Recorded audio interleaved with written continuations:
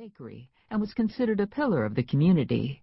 He was president of the JCs, coached Little League, and played Santa Claus for the children's unit at the hospital every year.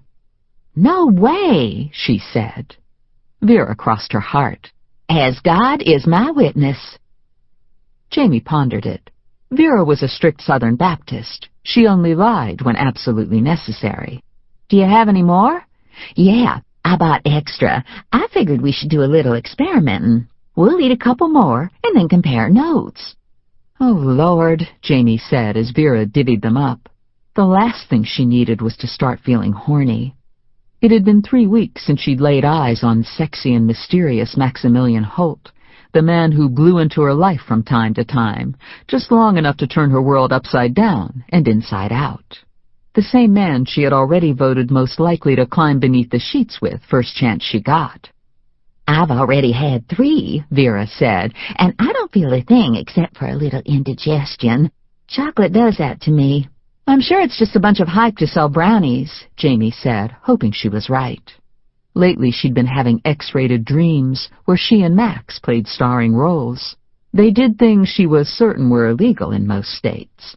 "And get this," Vera said. "Maxine Chambers quit her job at the library and just opened a lingerie shop right on Main Street. And guess what she named it? Sinful Delights." Jamie couldn't hide her surprise. She couldn't imagine the prim librarian doing such a thing. "And that's not all," Vera went on. "Folks say she's got a whole display of unmentionables hanging in her window where God and everybody can see them. She just undraped it today. Albert Swank said his jaw fell open so hard when he saw them that he almost lost his dentures on the sidewalk out front. I would have given anything to see that." "A new lingerie shop," Jamie mused. "Imagine that." She tried to keep her excitement at bay. Beaumont needed a good lingerie store, a place where cotton panties and practical bras weren't the order of the day. "Of course, I got my information secondhand, so I'll have to get over there and check it out personally. You know how I am about getting my facts straight." "Maybe she'll advertise with us," Jamie said. "We can always use the business." "Oh, pooh. We're going to make money on that new personal section you started. How many people have written in so far?" "We must have about 10 total. 7 from men, 3 from women. Pretty good for a small-town newspaper, don't you think?" Jamie had hoped the ads would bring in well-needed revenue and attract more readers. It was too early to tell, but she remained confident. "I'm keeping my fingers crossed," Vera said. She stepped closer. "One ad in particular caught my attention," she almost whispered. "It was in yesterday's paper. The heading read, 'Ready, Willing, and Able.' Sounds like a winner to me, seeing as how most men in my age bracket have a little trouble in the able department." Jamie laughed out loud. "Vera Bankhead, I am shocked." Vera grinned. "Hey, even a woman my age has needs." "Perhaps you should respond to the ad." "What if he's ugly? You know I can't abide an ugly man. Maybe you should give me his name first." Jamie shook her head. "You know the ads are strictly confidential." "I'll bet I could figure out who he is. I know everybody in this town." Which was why Jamie had insisted on handling the personal section, she reminded herself. She kept the ads locked in a file cabinet in her office. As much as she loved Vera, it was a well-known fact the woman was the biggest gossip in town. Jamie shrugged as though it made no difference. "I would see that your letter reached him." "I'll have to think about it." Jamie sighed wistfully. "Well, one thing is certain. Love is definitely in the air in the town of Beaumont, South Carolina. I think it's romantic." Jamie had only recently come to realize just what a romantic she was, and she knew Max Holt was responsible. She had begun to daydream about their relationship, had begun to wonder where it was going. She wanted him in her life permanently, and that scared the hell out of her. "Sounds more like LUST to me," Vera replied.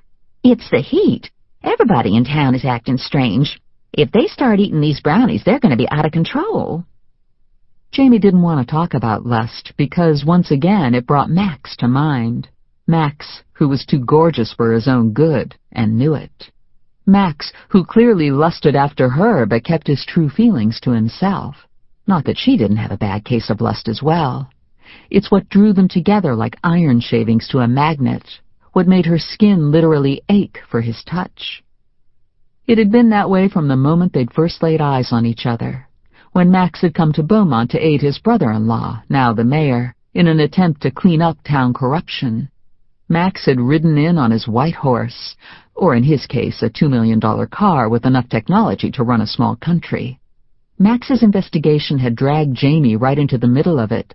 She'd found herself dodging bullets from hitmen, almost getting blown to smithereens by a car bomb, and landing in the path of a monster-sized alligator.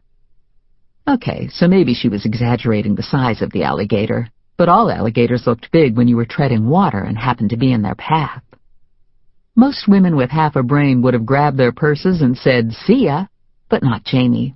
She had followed Max to Tennessee to find the person responsible for hiring the hit. Simply put, Max was a philanthropist with brains and money, and as long as there was a cause or an injustice, he would be there, come hell or high water. "My stomach feels funny," Vera said. "I think I ate too many brownies." Jamie looked up. "Yeah?" She wouldn't tell Vera she was having a bad case of butterflies. The woman would attribute it to the brownies, but Jamie knew better. She was thinking about the last time she and Max were together in what could only be described as a compromising position. Sooner or later, things were bound to come to a head. She and Max couldn't go on this way forever, but she was afraid to hope for more. She could fantasize all she wanted about a lasting relationship, but Max did not impress her as a man who could be tied down to any woman for very long. "It's probably all in my mind," Vera said. "Laubet's most likely started the rumor just to get people into his bakery." She glanced about the office. "Where is Fleas, by the way?" "Huh? Are you even listening to me? Where is your dog? You know, that ugly hound you bring to work with you every day because he sulks if you leave him at home? He's at the vet, and he's not ugly. I hope he's getting his anal glands expressed. I can't live with that flatulence problem much longer." Jamie had inherited Fleas, a wrinkled, forlorn-faced bloodhound, some weeks back. At the time, she had desperately needed a vehicle, and trying to save money, had bought a rust bucket of a pickup truck. The car salesman, who claimed the dog was attached to the truck, had knocked $50 off the price of the truck as an incentive for her to take the dog. They were bonding rather well, or at least as well as could be expected with a dog that had chronic gas. "He's being neutered today," Jamie said. "Poor thing," she added. "I'll bet Dr. Adams has his nuts on a chopping block as we speak." Vera shuddered. "I don't even want to think about it." They were interrupted when someone tapped on the door. "Pardon me," a female voice said. Vera and Jamie glanced toward the door. Jamie felt her jaw drop to her collarbone. Vera gaped as well. "I'm sorry to disturb you," the woman said, "but there was nobody out front." Jamie continued to stare. The woman had coal-black hair that fell to her waist. Sparkly blue eyeshadow colored her lids, and her lashes were long enough to paint the side of a barn. "May I help you?" Jamie managed. The woman stepped into the room. Her skirt was short and tight. Her low-cut blouse emphasized perfect, oversized breasts. Jamie decided either God had been very generous in the boob department, or the woman was stuffed to the gills with silicone. "My name is Destiny Moultrie," she said in a husky voice. "I'm here about the job." Vera tossed Jamie a suspicious look. "What job? You've decided to replace me, haven't you? You'd rather have some Elvira Aaron Brockovich look-alike with big knockers sitting out front." "I don't know anything about this," Jamie said, holding out both hands. She looked at the woman. "What job?" she asked, echoing Vera's question. "The advice columnist. You've been turning it over in your mind for weeks." "I have?" Vera looked at Jamie. "You have?" Jamie shifted in her seat. Well, you never mentioned it to me."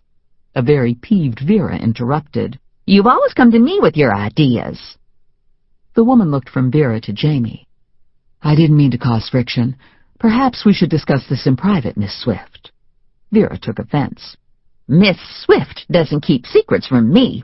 I know more about what's going on around here than anyone else." She tossed Jamie a dark look. "At least I thought I did." Jamie couldn't mask her confusion.